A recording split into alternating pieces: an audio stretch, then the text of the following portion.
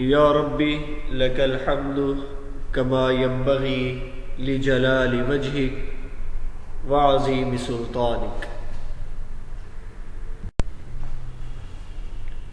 السلام علیکم ورحمۃ اللہ وبرکاتہ۔ عزیز طلباء و طالبات، میں پروفیسر محمد عمار اصغر اپنے اگلے لیکچر کے ساتھ آپ کی خدمت میں حاضر ہوں۔ عزیز طلباء و طالبات، پچھلے لیکچر میں ہم نے بعثت و نبوت کے حوالے سے مکی زندگی کا پہلا دور پڑھا تھا۔ اب مکی زندگی کا دوسرا دور اور دوسرے دور کا حصہ دوم انشاءاللہ تعالی اس لیکچر میں ہم پڑھیں گے، اور اس کے ساتھ ساتھ آپ علیہ الصلوۃ والسلام کی مدنی زندگی کے حوالے سے بھی آگہی حاصل کریں گے، اور انشاءاللہ تعالی اس کو اچھے طریقے سے سمجھیں گے۔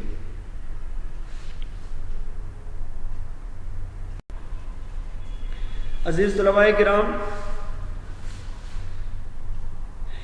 قریش کی مخالفت ہوئی بھرپور طور پر۔ حالات کی بھرپور سختی کے باوجود بھی آپ علیہ الصلوۃ والسلام محفلوں، میلوں، بازاروں میں اسلام کی تبلیغ کا کام جاری رکھے ہوئے تھے۔ گھر گھر جا کر لوگوں کو توحید کا پیغام دیتے، اللہ کا ایک ہونا بتلاتے، اچھے کاموں کا کہتے، برے کاموں سے روکتے، زنا، جوا، چوری اور ڈاکہ جیسی اخلاقی برائیوں سے بھی منع فرماتے تھے۔ آپ علیہ الصلوۃ والسلام اب اعلانیہ بت پرستی اور شرک کی مخالفت کر رہے تھے۔ اسلام کی بڑھتی ہوئی طاقت مشرکین مکہ کو گوارا نہیں ہوئی، تو اس سلسلے میں قریش کی مخالفت بڑھی آگے۔ اگر قریش کی مخالفت کے اسباب پر غور کریں تو ہمیں یہ بات معلوم ہوتی ہے کہ وہ چند ایک اسباب ہیں کہ جن کی بنا پر قریش نے بہت زیادہ مخالفت کی۔ نمبر ایک، قریش کی سرداری کو خطرہ لاحق ہو گیا تھا کہ ایسے اگر اسلام بڑھتا رہا تو گئے ہم۔ بت پرستی کی مخالفت وہ باپ دادا کرتے آ رہے تھے، اب باپ دادا کے دین سے قریش کی محبت بہت زیادہ تھی، اس بنا پر انہوں نے سوچا کہ نہیں، یہ نیا دین نہیں قبول کریں گے۔ پھر آپ جاہلانہ رسم و رواج پر تنقید کرتے تھے، بد اخلاقیوں پر تنقید کرتے تھے، اس بنا پر انہوں نے سوچا کہ نہیں بھائی۔ پھر بنو ہاشم سے دشمنی بھی تھی، اور قریش جو تھے یہ نسلی طور پر تفاخر بہت زیادہ کرتے تھے، مساوات کا بھی خوف تھا، معاشی مفادات، قبائلی نظام سے اسلام کا تصادم، قبیلہ کی غلط فہمی، ہٹ دھرمی، یہ وہ والی وجوہات تھی جو قریش کی مخالفت کے اسباب ہیں۔ قریش کی مخالفت کے اسباب واضح تھے، اس بنا پر مسلمانوں کو بڑا ہی مشکلات کا سامنا کرنا پڑا۔ تو اگر مسلمانوں کی اجتماعی طور پر مشکلات کا جائزہ لیں تو مشکلات کے ہم دو حصے کرتے ہیں۔ پہلا حصہ ہجرت حبشہ اولا 5 نبوی کو حبشہ کی طرف ہجرت ہوئی ہے، یہ پہلی ہجرت۔ اعلانیہ تبلیغ کے بعد جب قریش اسلام کے دلائل کا مقابلہ نہ کر سکے تو تشدد پر اتر آئے، انہوں نے آپ پر اور آپ کے ساتھیوں پر ظلم و ستم کی انتہا کر دی، لیکن مسلمان ان آزمائشوں میں پورے اتر رہے ہیں۔ نبی علیہ الصلوۃ والسلام نے مسلمانوں کو کفار کے ظلم سے بچانے کے لیے ملک حبشہ کی طرف ہجرت کی اجازت دے دی، کیونکہ وہاں کا بادشاہ انصاف پسند تھا وہ عیسائی لیکن منصف تھا۔ مسلمان کشتی کے ذریعے حبشہ میں داخل ہو گئے اور امن کی زندگی گزارنے لگے۔ اس قافلہ ہجرت میں 11 مرد اور 4 خواتین، یہ تعداد تقریباً 15 بنتی ہے، لیکن ایک مضبوط اور روایت ہے اس میں مردوں کی تعداد 12 اور عورتوں کی تعداد 4 بیان ہوئی ہے، تو ایسے تعداد 16 بنتی ہے۔ اور وہ والے اسباب جو پہلی ہجرت میں، وہ والے افراد جو پہلی ہجرت میں شامل تھے، حضرت زبیر، حضرت عبد الرحمن بن عوف، حضرت مصعب بن عمیر، عبداللہ ابن مسعود، عثمان ابن عفان، حضرت ابو حذیفہ، ابو سلمہ رضی اللہ تعالیٰ عنہ، عثمان بن مظعون، عامر بن ربیعہ، ابو سمرہ، حضرت ابو حاتم بن عمر، حضرت سہیل بن بیضا، حضرت رقیہ، حضرت سبحلہ بن سہیل، حضرت ام سلمہ، حضرت لیلا رضی اللہ تعالی عنہم، حضرت خباب رضی اللہ تعالی عنہ کی پیٹھ تک جلا دی گئی، حضرت بلال کو گلے میں رسی ڈال کر ریت پر کھینچا جاتا، گھسیٹا جاتا، حضرت یاسر اور ان کی اہلیہ حضرت سمیہ کو شہید کر دیا گیا، حضرت صہیب کو اس قدر مارتے کہ ان کے حواس خطا ہو جاتے، حضرت عبیدہ رضی اللہ تعالیٰ عنہ کو عمر مارتے مارتے تھک جاتے، حضرت زنیرہ رضی اللہ تعالیٰ عنہ کو ابو جہل نے اس قدر مارا کہ ان کی آنکھیں ضائع ہو گئی۔ اس طریق سے مسلمانوں کو جو ہے وہ مظالم کا سامنا کرنا پڑا، لیکن مسلمانوں نے جس ثابت قدمی کا مظاہرہ کیا، اس کے بارے میں ایک عیسائی مصنف پگنس لکھتا ہے، جب عیسیٰ علیہ السلام کو صلیب پر لے جایا گیا تو ان کے پیروکار بھاگ گئے، ان کو نشتر دیا جاتا رہا اور وہ اپنے مقتدا کو موت کے پنجے میں پنجرے میں گرفتار چھوڑ کر چل دیے۔ اس کے برعکس محمد صلی اللہ علیہ وآلہ وسلم کے پیروکار اپنے مظلوم پیغمبر کے گرد آئے اور آپ کے بچاؤ میں اپنی جانیں خطرے میں ڈال کر دشمنوں پر آپ علیہ السلام کو غالب کر دیا۔ پھر لالچ کا جال دیا گیا۔ اس دوران آپ علیہ السلام نے تبلیغ اسلام کا کام تیزی کے ساتھ جاری رکھا۔ قریش کا کوئی خاندان ایسا نہ تھا جس میں ایک آدھ فرد مسلمان نہ ہوا ہو۔ اس پر قریش نے حضرت ابو طالب سے، جو آپ علیہ السلام کے سب سے بڑے مددگار تھے، ایک وفد کی صورت میں ملاقات کی اور ابو طالب کو آپ علیہ السلام کی حمایت سے کنارہ کشی کا مطالبہ کیا، لیکن حضرت ابو طالب نے آپ علیہ السلام کی حمایت واپس لینے سے انکار کر دیا۔ اس کے علاوہ نبی علیہ السلام کو لالچ کے ذریعے اسلام سے ہٹانے کی ترغیب دی گئی، عورت، مال اور ہر قسم کا عہدہ پیش کیا گیا، لیکن آپ علیہ السلام نے انکار کر دیا۔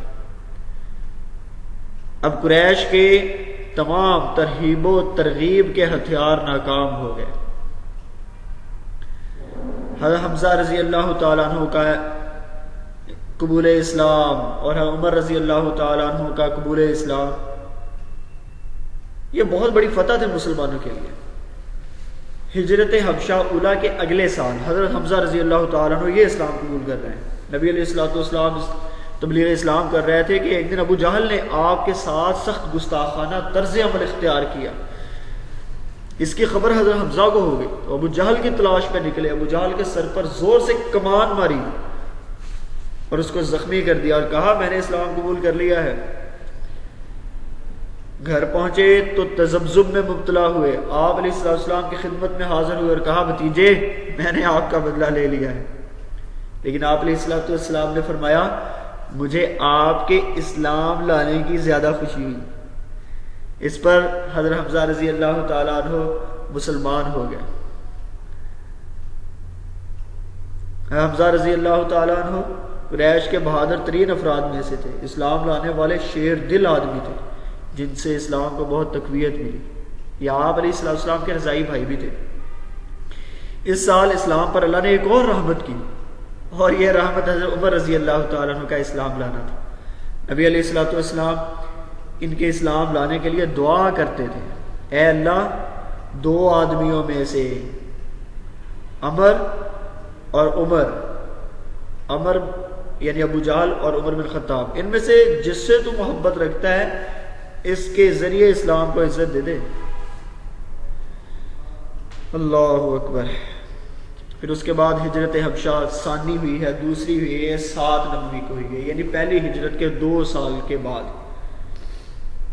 مسلمانوں نے دیکھا کہ ہمارے بھائی حبشہ میں پرامن زندگی گزار رہے ہیں، تو آپ علیہ السلام نے دوسرے مسلمانوں کو بھی ہجرت حبشہ کی اجازت دے دی۔ اس قافلے میں 83 مرد اور 18 خواتین شامل تھیں۔ اب قریش نے عمرو بن عاص کی قیادت میں ایک وفد تحائف کے ساتھ حبشہ بھیجا تاکہ مسلمانوں کو واپس لایا جائے۔ یہ وفد حبشہ پہنچا اور اپنا مطالبہ بادشاہ کو پیش کیا۔ اس وفد نے مسلمانوں پر بے دینی کے الزامات لگائے۔ حضرت جعفر رضی اللہ تعالیٰ عنہ نے ان الفاظ میں جواب دیا ہے بادشاہ ہم ایک جاہل قوم تھے، بتوں کی پوجا کرتے تھے، مردار کھاتے، بدکاریاں کرتے تھے، ہمسایوں کو ستاتے تھے، بھائی بھائی پر ظلم کرتا تھا، طاقتور لوگ کمزوروں کو کھا جاتے تھے۔ اسی اثنا میں ہم نے ایک شخص پیدا ہوا جس کی شرافت اور صداقت و دیانت سے ہم لوگ پہلے ہی واقف تھے۔ اس نے ہم کو اسلام کی دعوت دی اور سکھایا کہ ہم پتھروں کو پوجنا چھوڑیں، سچ بولیں، خون ریزی سے باز آ جائیں، یتیموں کا مال نہ کھائیں، ہمسایوں کو آرام دیں اور پاک باز عورتوں پر بدنامی کا داغ نہ لگائیں، نماز پڑھیں، روزے رکھیں، زکوٰۃ دیں۔ ہم اس پر ایمان لائے، شرک اور بت پرستی چھوڑ دی، تمام اعمال بد سے باز آئے۔ اس جرم پر ہماری قوم ہماری جان کی دشمن ہوگی اور ہم کو مجبور کرتی ہے کہ ہم اسی گمراہی پر واپس آ جائیں۔ نجاشی نے وفد قریش کا مطالبہ پورا کرنے سے انکار کر دیا۔ دوسرے دن عمرو بن عاص نے پھر دربار میں رسائی حاصل کی اور بادشاہ سے کہا حضور ان مسلمانوں سے پوچھئے کہ یہ حضرت عیسیٰ کے متعلق کیا خیالات رکھتے ہیں۔ جعفر رضی اللہ تعالیٰ عنہ نے سورہ مریم کی آیات تلاوت کی تو بادشاہ کے آنسو نکل آئے۔ کہا لو جو تم نے کہا عیسیٰ علیہ السلام ایک تنک کے برابر بھی اس سے زیادہ نہ تھے۔ اس طرح وفد قریش ناکام نامراد واپس لوٹ آیا۔ عزیز طلباء و طالبات، آپ علیہ الصلوۃ والسلام کو اس کے علاوہ جو مشکلات کا سامنا کرنا پڑا وہ تھا شیب ابی طالب میں محصوری، قید، اور یہ قید تقریباً 3 سال جو ہے وہ جاری رہی۔ اسلام کا دائرہ کار برابر پھیلتا رہا۔ قریش نے مل کر فیصلہ کیا کہ بنو ہاشم کے ساتھ شادی بیاہ کے تعلقات ختم کر دیے جائیں، ان کا معاشی طور پر مقاطعہ کر دیا جائے، سوشل بائیکاٹ کر دیا جائے، خرید و فروخت بند کر دی جائے۔ یہ معاہدہ لکھ کر خانہ کعبہ کے دروازے پر آویزاں کر دیا گیا۔ اس طرح مسلمان اور کافر بنو ہاشم 3 سال قید میں رہے۔ صرف ابو لہب باہر رہا۔ یہ مشکل ترین دن تھے۔ آخر بنی ہاشم کے بعض اعزاء کو رحم آیا، انہوں نے طے کیا کہ جس طرح ہو سکے ہم مسلمانوں کی مدد کریں گے، اور انہوں نے قریش کا یہ معاہدہ چاک کر دیا۔ اسی طریق بنو ہاشم کی قید سے نکل آئے۔ شیب ابی طالب سے واپسی ہوئی ہے۔ آقا علیہ الصلوۃ والسلام معراج کا واقعہ پیش آیا۔ آپ علیہ الصلوۃ والسلام کو زمین، آسمان، جنت، دوزخ کی سیر کروائی گئی۔ یہ وہ فضیلت تھی جو کسی کو حاصل نہ ہوئی تھی۔ معراج ہی میں آپ علیہ الصلوۃ والسلام کو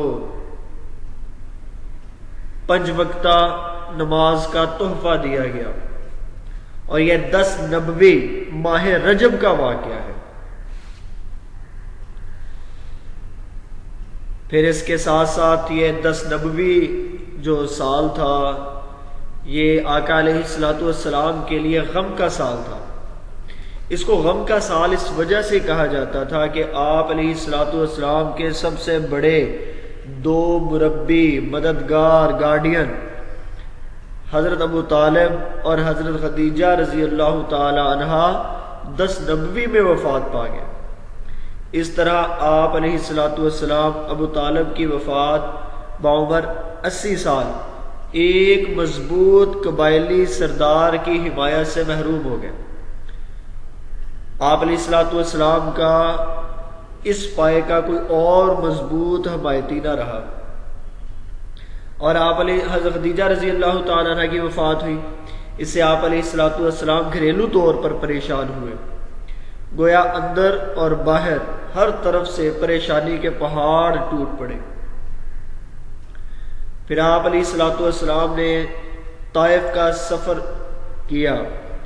ابو طالب کی وفات کے بعد قریش کی شرارتیں حد سے جب بڑھ گئیں، حضور صلی اللہ علیہ وآلہ وسلم نے قریش کے ظلم و تشدد کے جواب میں ایسا قبیلہ تلاش کرنے کی کوشش کی جو اسلام کی دعوت قبول کرنے کی استعداد بھی رکھتا ہو اور ہو بھی طاقتور۔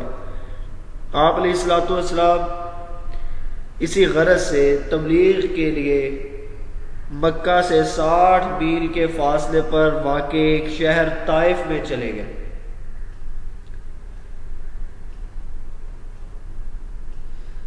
طائف مکہ سے 60 میل یا 100 کلومیٹر کے فاصلے پر واقع ہے۔ یہ بڑا سرسبز و شاداب شہر تھا۔ آج بھی سعودی عرب کا صحت افزا مقام طائف ہے۔ یہاں عرب کا طاقتور ترین قبیلہ بنو ثقیف آباد تھا۔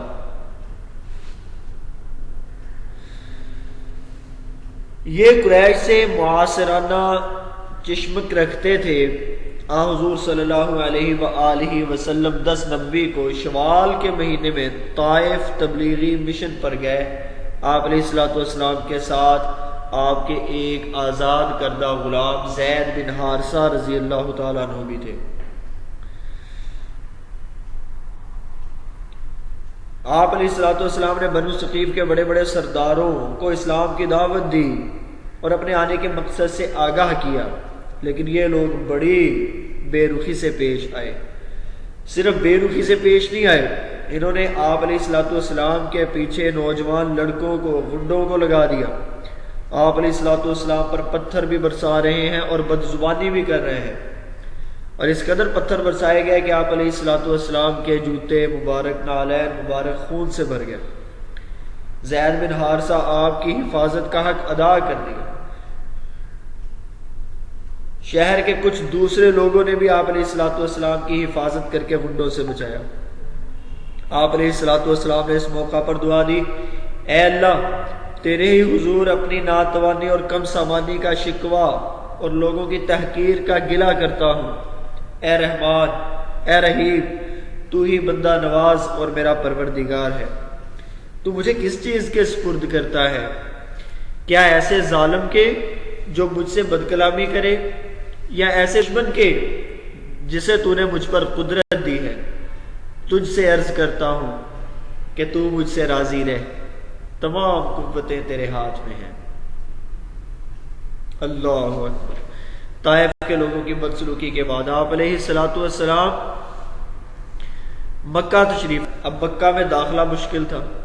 آپ علیہ الصلوۃ والسلام مطعم بن عدی کی حمایت سے مکہ میں واپس آئے۔ اس کے بعد آپ نے زیادہ تندہی کے ساتھ اپنا فرض ادا کرنا شروع کر دیا۔ اللہ اکبر۔ دشمن اسلام ابو لہب ہر جگہ آپ علیہ الصلوۃ والسلام کے ساتھ جاتا اور کہتا یہ دین سے پھر گیا ہے، لیکن آپ علیہ الصلوۃ والسلام اس کی باتوں کو سنے بغیر اپنا کام جاری رکھتے۔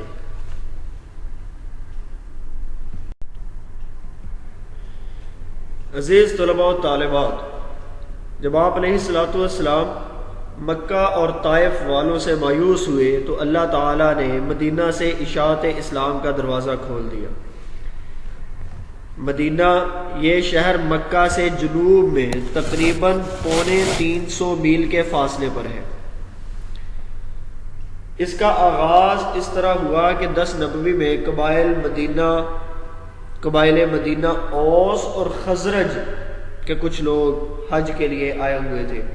آپ علیہ الصلوۃ والسلام نے ان کو بھی اسلام کی دعوت دی۔ یہ لوگ یہودیوں کے ہمسایہ ہونے کی وجہ سے کتب سماوی کا علم رکھتے تھے، آسمانی کتابوں کا علم رکھتے تھے۔ اوس اور خزرج کے درمیان مسلسل جنگوں کے نتیجے میں اوس کمزور پڑ گئے۔ وہ وفد لے کر قریش کے پاس مدد کے لیے آئے۔ اس سفارت میں ایاس بن معاذ بھی تھے۔ حضور صلی اللہ علیہ وآلہ وسلم کو ان کا آنا معلوم ہوا تو ان کو تبلیغ اسلام کی اور قرآن مجید کی تلاوت کی۔ ایاس نے ساتھیوں سے کہا، خدا کی قسم، تم جس غرض سے آئے ہو یہ کام اس سے بہتر ہے، لیکن قافلے کے سالار ابو الحسنین کنکریاں اٹھا کر منہ پر دے ماری اور کہا، ہم اس کام کے لیے نہیں آئے۔ ایاس ہجرت سے پہلے انتقال کر گئے، لیکن مرتے وقت ان کی زبان پر تکبیر جاری تھی۔ آپ علیہ الصلوۃ والسلام نے حج کے موقع پر مدینہ کے سرداروں کو اسلام کی دعوت دی۔ موجودہ مسجد عقبہ کے پاس آپ علیہ الصلوۃ والسلام کی خزرج کے لوگوں کے ساتھ ملاقات ہوئی تو آپ علیہ الصلوۃ والسلام نے ان کو قرآن مجید کی صورتیں سنائیں۔ اس طرح 6 افراد مسلمان ہو گئے۔ ان لوگوں نے مدینہ میں جا کر اسلام کی تبلیغ و اشاعت کی، جس کے نتیجے میں مدینہ کی زمین اسلام کے لیے ہموار ہوتی چلی گئی۔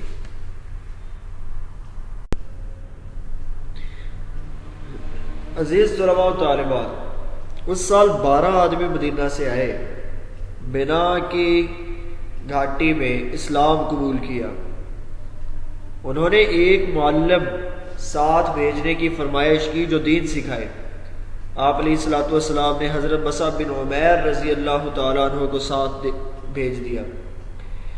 یہ ہاشم کے پوتے اور سابقین اسلام اول اسلام لانے والوں میں سے تھے۔ انہوں نے مدینہ میں اسعد بن زرارہ کے گھر قیام کیا۔ یہ مدینہ کے رئیس تھے اور سردار اوس سعد بن معاذ کے خالہ زاد بھائی بھی۔ حضرت مصعب رضی اللہ تعالیٰ عنہ روزانہ انصار کے ایک گھر کا دورہ کر کے اسلام کی تبلیغ کرتے تھے، جس کے نتیجے میں روزانہ کچھ افراد مسلمان ہوتے جاتے، حتیٰ کہ صرف چند غیر مسلم خاندان باقی رہ گئے۔ سعد بن معاذ سردار قبیلہ کو اسلام کی دعوت دی گئی۔ پہلے انہوں نے نفرت کا اظہار کیا، لیکن پھر اسلام قبول کر لیا۔ ان کے اسلام قبول کرتے ہی پورا اوس قبیلہ مسلمان ہو گیا۔ عزیزان من، اس کے بعد بیعت عقبہ ثانی ہوئی ہے، یہ 12 نبوی میں ہوئی۔ 11 نبوی میں اس سے اگلے سال 76 افراد نے اپنے بت پرست ساتھیوں سے چھپ کر عقبہ کی گھاٹی میں خفیہ طور پر آپ علیہ الصلوۃ والسلام کی بیعت کی اور آپ کو مدینہ آنے کی دعوت دی۔ اس پر آپ علیہ الصلوۃ والسلام کے چچا عباس رضی اللہ تعالیٰ عنہ، جو ابھی بھی مسلمان نہیں ہوئے تھے، اہل مدینہ سے مخاطب ہو کر کہنے لگے، اے گروہ خزرج، محمد صلی اللہ علیہ وآلہ وسلم اپنے خاندان میں معزز اور محترم ہیں۔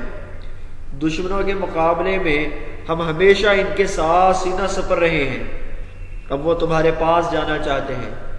اگر مرتے دم تک ان کا ساتھ دے سکتے ہو تو بہتر، ورنہ ابھی سے جواب دے دو۔ اس پر مدینہ کے ایک سردار حضرت برا رضی اللہ تعالیٰ عنہ نے جواباً کہا، ہم لوگ تلواروں کے سائے میں پلے ہیں۔ ایک اور سردار نے بات کاٹ کر کہا، ہمارے یہودیوں سے تعلقات ہیں، بیعت کے بعد وہ ٹوٹ جائیں گے۔ ایسا تو نہ ہوگا کہ جب آپ علیہ الصلوۃ والسلام کو قوت اور اقتدار حاصل ہو جائے تو آپ ہم کو چھوڑ کر اپنے وطن واپس چلے جائیں۔ آپ علیہ الصلوۃ والسلام نے مسکرا کر فرمایا، تمہارا خون میرا خون ہے، تم میرے اور میں تمہارا ہوں۔ آپ علیہ الصلوۃ والسلام نے اس گروہ میں سے ان کے مشورے سے 12 نقیب مقرر کر دیے۔ بیعت کی خبر اڑی، لیکن یہ اتنی خفیہ تھی کہ وفد کے دوسرے لوگوں کو اس کی خبر بھی نہ ہوئی۔ اس بیعت کے بعد چوری چھپے مکہ کے مسلمان مدینہ میں ہجرت کرنا شروع کر گئے۔ اس طرح مکہ میں اسلام کی تبلیغ اور اشاعت کا آخری مرحلہ پایہ تکمیل کو پہنچا۔ عزیز طلباء و طالبات، اسی کے ساتھ مکی دور کا اختتام ہوتا ہے اور اب ہم شروع کریں گے مدنی دور۔ آپ علیہ الصلوۃ والسلام کی مدنی زندگی، ہجرت مدینہ کی طرف کب ہوئی، کیسے ہوئی، اسباب وجوہات وغیرہ، یہ ساری چیزیں انشاءاللہ تعالی ہم مدنی زندگی میں پڑھیں گے۔ عزیز طلباء و طالبات، ہجرت مدینہ تاریخ اسلام کا ایک ایسا عظیم الشان واقعہ ہے جس نے اسلامی تاریخ کا رخ بدل دیا۔ یہ واقعہ اسلام کی ترقی و فروغ کے لیے بنیادی حیثیت رکھتا ہے۔ اس کے بعد مسلمان ایک قلیل اور کمزور گروہ کی بجائے ایک طاقتور فریق بن گئے۔ ان کی مظلومیت کا دور ختم ہو گیا۔ نبی علیہ الصلوۃ والسلام کو مکہ بہت عزیز تھا، لیکن اللہ کے حکم اور مشیت کے تحت آپ علیہ الصلاۃ والسلام بادل نخواستہ مدینہ چلے گئے، اور یہ ہجرت کا واقعہ نبوت کے 13ویں سال پیش آیا۔ اسباب و وجوہات کی طرف دیکھا جائے تو سب سے پہلی وجہ جو سمجھ میں آتی ہے وہ ہے اہل مکہ کی فطری سختی۔ اہل مکہ چونکہ پہاڑی علاقے میں پرورش پانے والے لوگ ہیں، جس کی وجہ سے وہ نسلی اور طبعی طور پر بہت سخت واقع ہوئے ہیں، اس لیے فطری طور پر ان کے اندر قبول حق کی صلاحیت بہت کم تھی۔ اسلام کے پھیلنے سے قریش کو سیاسی طور پر نقصان پہنچنے کا خطرہ تھا، اس کے علاوہ دینی طور پر بھی ان کی سیادت خطرے میں پڑ گئی، سرداری خطرے میں پڑ گئی، اس لیے وہ اسلام کے پھیلاؤ کو کسی صورت برداشت نہیں کر سکتے تھے۔ کفار مسلمانوں پر ظلم و تشدد کرتے تھے، خاص طور پر لونڈیوں اور غلاموں پر بہت ظلم ہوتا تھا۔ حضرت یاسر رضی اللہ تعالیٰ عنہ اور ان کی بیوی حضرت سمیہ کو شہید کر دیا گیا۔ حضرت بلال رضی اللہ تعالیٰ عنہ ہولناک مظالم کا سامنا کرنا پڑا۔ آپ علیہ الصلوۃ والسلام اور آپ کے خاندان والوں کو 3 سال شیب ابی طالب میں قید رکھا گیا۔ مسلمان 2 بار ہجرت حبشہ کا کامیاب تجربہ بھی کر چکے تھے، اور اس طرح مسلمانوں کو کفار کے مظالم سے بچنے کا راستہ یعنی ہجرت مل گیا تھا۔ اس لیے ہجرت مدینہ نجات کے لیے ایک اچھی سوچی سمجھی اسکیم تھی، جس کے نتیجے میں اسلام اور تبلیغ اسلام کو کامیابی حاصل ہوئی۔ اور پھر اس کے ساتھ ساتھ ایک اور بھی وجہ تھی جو ہجرت کا سبب بنی، وہ تھا مکہ کے اندر دین اسلام کا مزید ترقی نہ کرنا۔ نبی علیہ الصلوۃ والسلام مکے اور اس کے قرب و جوار مثلا طائف وغیرہ میں مکمل تبلیغی کوششیں کر کے دیکھ چکے تھے، اور اچھی طرح اندازہ ہو گیا تھا کہ اب یہاں اسلام آگے نہیں بڑھ سکتا۔ اور ایسے ہی اہل مکہ کی قبول حق کی صلاحیت کا بھی خاتمہ ہو چکا تھا۔ ہر چیز کے اندر قبول حق کی ایک حد تک صلاحیت ہوتی ہے، اس کے بعد کوششیں بیکار ہوتی ہیں، کیونکہ یہاں رکاوٹیں زیادہ تھیں، اس لیے بھی یہاں مزید کام کرنا بہتر نہیں تھا۔ عزیز طلباء و طالبات، اس کے ساتھ ہم آگے بڑھتے ہیں اسباب و وجوہات کے حصہ 2 کی جانب۔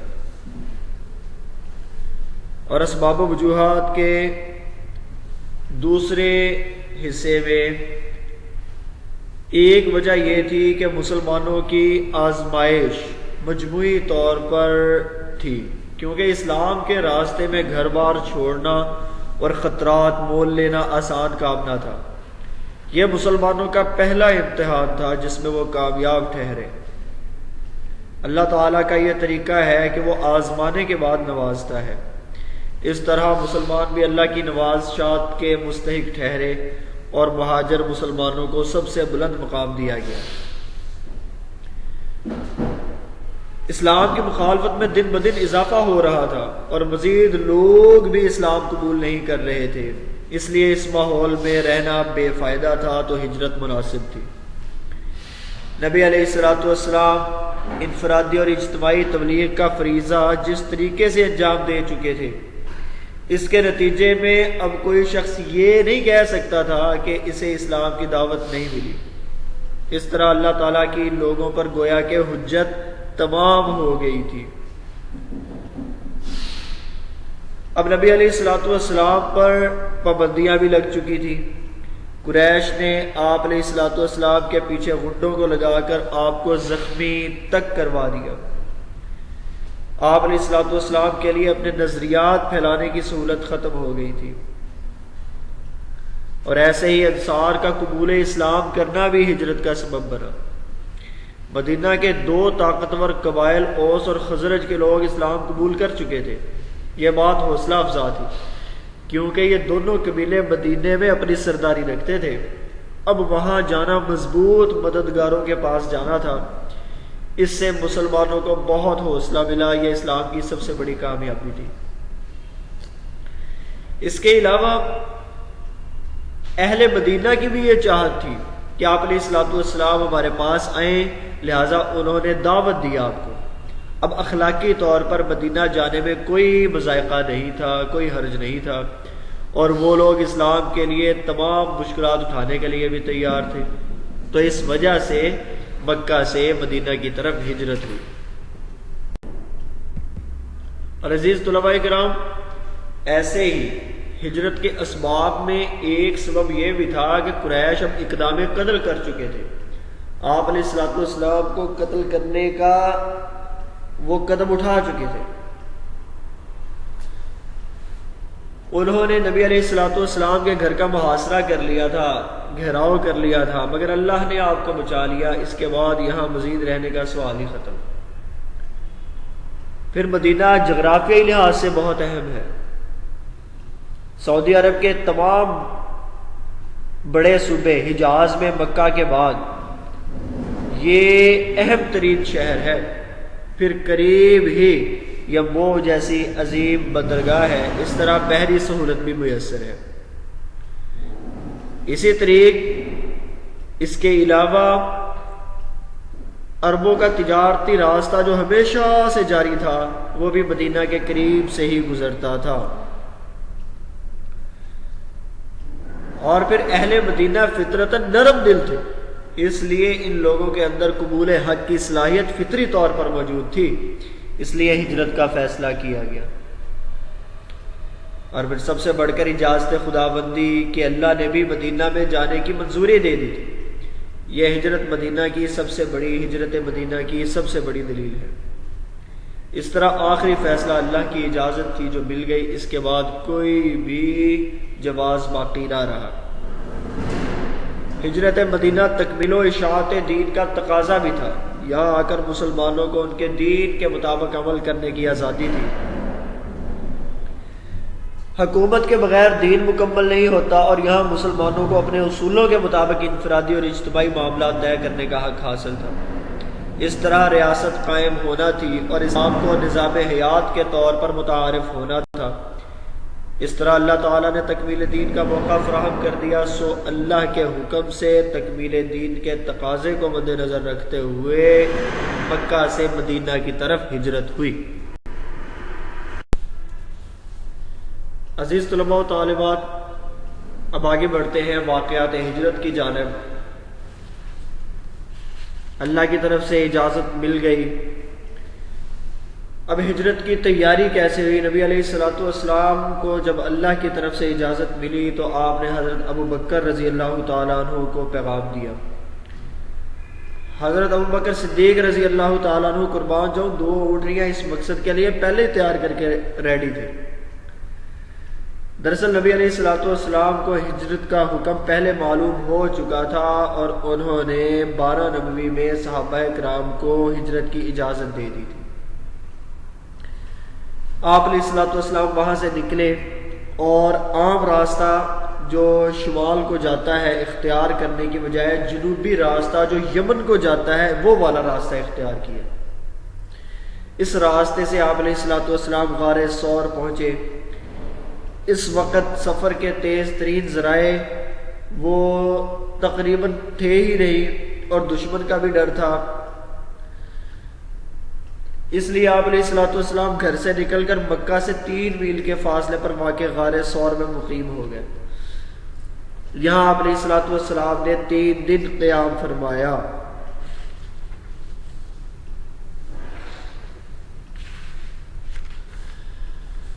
مدینے کا مبارک سفر چوتھے روز جاری رکھا۔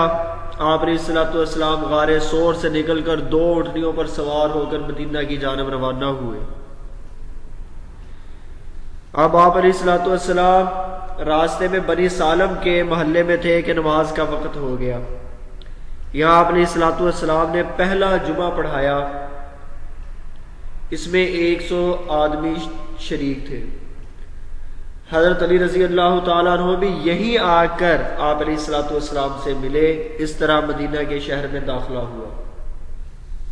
اہل مدینہ کو آپ علیہ الصلوۃ والسلام کی آمد کی اطلاع پہلے ہی مل چکی تھی، جب آپ علیہ السلام مدینہ داخل ہوئے پرتپاک قسم کا استقبال کیا گیا. آپ علیہ السلام کی آمد پر جو اشعار پڑھے گئے ان کا ترجمہ: جنوبی پہاڑوں سے 14ویں کا چاند ہم پر طلوع ہوا، ہم پر اللہ کا شکر واجب ہے. طلع البدر علینا. اس کا دین اور تعلیم کیسی عمدہ،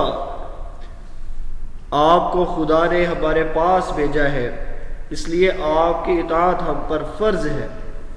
لوگ نبی علیہ السلام کے آنے پر بہت خوش ہوئے اور شاندار طریقے سے خیر مقدم ہوا. اس سے ان کی محبت کا اندازہ ہوتا ہے.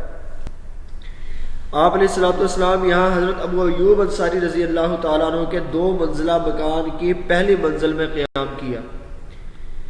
یہی حضرت فاطمہ، ام کلثوم، اسامہ بن زید اور ام ایمن رضی اللہ تعالی عنہم پہنچ گئے.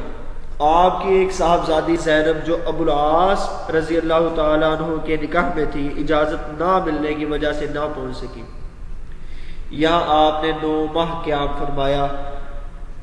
گویا آپ حضرت ابو ایوب انصاری رضی اللہ تعالی عنہ کے ہاں 9 مہینے مقیم رہے، مہمان رہے. عزیز طلباء و طالبات، ہجرت کے نتائج بہت عمدہ رہے. مسلمان ایک طاقت کے طور پر نمایاں ہوئے. مدینے کے انصار کی بڑی تعداد مسلمان ہو گئی تھی. اس کے علاوہ مسلمان مختلف علاقوں سے ہجرت کر کے مدینہ میں جمع ہو گئے. یہاں کے ماحول میں مسلمانوں کی تعداد میں مسلسل اضافہ ہوتا رہا اور مسلمان ایک ایسی قوت بن گئے جس پر ہاتھ ڈالنا آسان نہ تھا. ظلم کا خاتمہ ہوا. کفار مکہ نے مسلمانوں پر مظالم کے جو پہاڑ توڑ دیے تھے، اب جو ہے اس سے نجات مل چکی. مدینہ میں مسلمانوں کو ایک پرامن ماحول میسر آیا. یہ بڑی نعمت تھی جو مسلمانوں کو ملی. پرامن ماحول ہی کسی قوم کی ترقی کا ضامن ہوتا ہے. مدینہ میں اسلامی معاشرے کا آغاز ہوا. کوئی معاشرہ اس وقت تک مستحکم نہیں ہو سکتا جب تک اس کے افراد کی تربیت اس کے نظریات کے مطابق نہ ہو. اور پھر اسلامی ریاست کی بنیاد میں شامل ہے کہ اسلام کی فطرت میں ہے کہ غلبے کا عنصر اس میں موجود ہی موجود ہے. اس کے لیے حکومت ایک ناگزیر ضرورت ہے. اس طرح اس ہجرت کے ذریعے اسلامی ریاست کی بنیاد پڑی. اب قریش کا اقتصادی طور پر، معاشی طور پر محاصرہ بھی کیا گیا، کیونکہ قریش کے تجارتی قافلے مدینہ کے قریب سے ہو کر گزرتے تھے. اب وہ خطرے کی حالت میں تھے.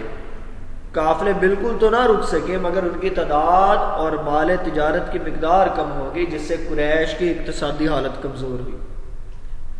اور پھر مدینے میں مسلمانوں کو اشاعت اسلام کے مواقع بھی میسر تھے. اب یہاں سے اسلام کی کھلم کھلا تبلیغ شروع ہوئی. اشاعت اسلام کا دائرہ اس قدر وسیع ہوا کہ سن 6 ہجری تک مسلمانوں کی تعداد قریش کے قریب قریب پہنچ گئی. اب مسلمان ہزاروں کی تعداد میں تھے. مدینے میں اب 4 فریق رہائش پذیر تھے. نمبر 1 مہاجر، انصار، یہودی، منافقین. مہاجرین اور انصار کے درمیان تو اخوت کا نظام قائم ہو گیا اور وہ ایک جان ہو گئے. منافقین بھی، کیونکہ بظاہر مسلمان اپنے آپ کو ظاہر کرواتے تھے، اس لیے ان کا الگ وجود نہیں تھا. اس طرح 3 فریق نبی علیہ السلام کو اپنا سربراہ تسلیم کرتے تھے، جبکہ یہودی الگ وجود رکھتے تھے اور ان کی ایک طاقت بھی تھی. اس لیے ان کے ساتھ کسی باعزت معاہدے کی ضرورت تھی تاکہ مدینے کا دفاع اور زیادہ مضبوط ہو سکے. نبی علیہ السلام کو خطرہ تھا کہ قریش ضرور حملہ آور ہوں گے. یہود اور مسلمانوں کے درمیان بات شروع ہوئی اور ایک معاہدہ عمل میں آیا جس کو تاریخ میں میثاق مدینہ کہتے ہیں. اس کو دنیا کا پہلا تحریری دستور مانا جاتا ہے. میثاق مدینہ کی اہم دفعات درج ذیل ہیں۔ نمبر 1، مدینے پر بیرونی طور پر حملے کی صورت میں تمام اہل مدینہ مل کر دفاع کریں گے۔ نمبر 2، یہودی قریش مکہ یا ان کے حلیفوں کو پناہ نہیں دیں گے۔ نمبر 3، اگر اہل مدینہ کے دو فریق آپس میں لڑ پڑے اور فیصلہ نہ کر سکے تو حتمی فیصلہ نبی علیہ الصلوۃ والسلام کریں گے۔ نمبر 4، جنگ کے اخراجات اور آمدن میں تمام باشندگان برابر کے شریک ہوں گے۔ نمبر 5، یہودیوں کے حلیف مسلمانوں کے اور مسلمانوں کے حلیف یہودیوں کے دوست ہوں گے۔ نمبر 6، مظلوم کی امداد سب پر فرض ہوگی۔ نمبر 7، مدینے کے اندر لڑائی حرام ہوگی۔ نمبر 8، تمام فریقوں کو مذہبی آزادی حاصل ہوگی، کوئی فریق دوسرے کے مذہبی معاملات میں دخل اندازی نہیں کرے گا۔ نمبر 9، خون بہا اور فدیہ کے فیصلے سابقہ روایات کے مطابق ہوں گے۔ نمبر 10، فریقین میں سے جب کوئی تیسرے فریق سے صلح کرے گا تو دوسرا فریق بھی اس میں شامل ہوگا صلح میں۔ اور نمبر 11 میں اس معاہدے کی آڑ میں کسی مجرم یا ظالم کو فائدہ نہیں ملے گا۔ مسلمانوں کی زندگی میں میثاق مدینہ کو اس دور میں بڑی اہمیت حاصل تھی۔ اس سلسلے میں درج ذیل نکات ہیں۔ نمبر 1، سیاسی قیادت مسلمانوں کو حاصل ہو گئی اور مدینے پر عملاً مسلمانوں کا اقتدار قائم ہو گیا۔ نبی علیہ الصلوۃ والسلام عملاً مدینے کے حکمران بن گئے۔ مدینے کے اندر امن و سکون پیدا ہو گیا، مدینے کا دفاع بھی مضبوط ہو گیا۔ تمام اہل مدینہ نے قریش کو مخالف فریق تسلیم کر لیا۔ مسلمانوں کے درمیان محبت کا رشتہ قائم ہو گیا۔ یہودی علل اعلان مخالفت کے قابل نہ رہے۔ اس بارے میں مولانا صفی الرحمان مبارک پوری لکھتے ہیں، اس معاہدے کے طے ہو جانے سے مدینہ اور اس کے اطراف میں ایک وفاقی حکومت بن گئی جس کا دارالحکومت مدینہ تھا۔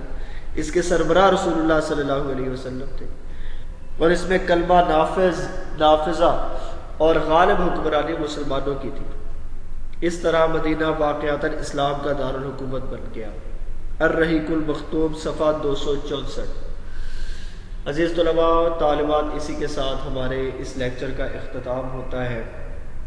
ہم نے آپ علیہ الصلوۃ والسلام کی مکی زندگی کو بھی پڑھا اور مدنی زندگی کو بھی پڑھا، اور آپ علیہ الصلوۃ والسلام کے حوالے سے جو باتیں تھیں آپ کی سیرت مبارکہ کے حوالے سے وہ ہم نے جانی۔ عزیز طلباء و طالبات، اس چیپٹر کے ریلیٹڈ سارے کے سارے شارٹ کویسچنز اچھے طریقے سے یاد کریں، ایم سی کیوز اچھے طریقے سے یاد کریں، لانگ کویسچنز جو ہیں ان کو پوائنٹ آؤٹ کریں اور اپنی تیاری کو بہتر سے بہترین کریں۔ اللہ آپ کا حامی و ناصر ہو۔ عزیز طلباء و طالبات، اسی کے ساتھ ہمارا آج کا یہ لیکچر ختم ہوتا ہے۔ آپ لوگ اچھے طریقے سے اس سارے کے سارے سبق کو پڑھیے۔ اس کے ریلیٹڈ جتنے شارٹ کویسچنز ہیں اور لانگ کویسچنز ہیں، ایم سی کیوز ہیں، ان کو اچھے طریقے سے ذہن نشین کریں، اور یہ بہت اہم اسباق ہیں، ان کی تیاری اچھے طریقے سے کریں۔ اور کسی بھی اعتبار سے اگر آپ کو کوئی مسئلہ لگ رہا ہو، کوئی پریشانی ہو، تو وہ آپ ڈسکس کر سکتے ہیں۔ اور اس کے ساتھ ساتھ نماز پنجگانہ کا اہتمام کیجیے، والدین کی فرما برداری کریں، اور اس کے ساتھ ساتھ تلاوت قرآن پر بھی جو ہے وہ اپنی روٹین بنائیں، اور کوئی ایک وقت متعین کرنے کے بعد روزانہ قرآن کریم کی تلاوت کیا کریں، اور پھر جتنی زیادہ جو ہے وہ ہو سکے تو دعائیں مانگا کریں اپنے والدین کے لیے، اپنے اساتذہ کے لیے۔ امید کرتا ہوں کہ آپ ان تمام باتوں کو مد نظر رکھ کے اپنی تیاری کریں گے۔ وما علینا الا البلاغ۔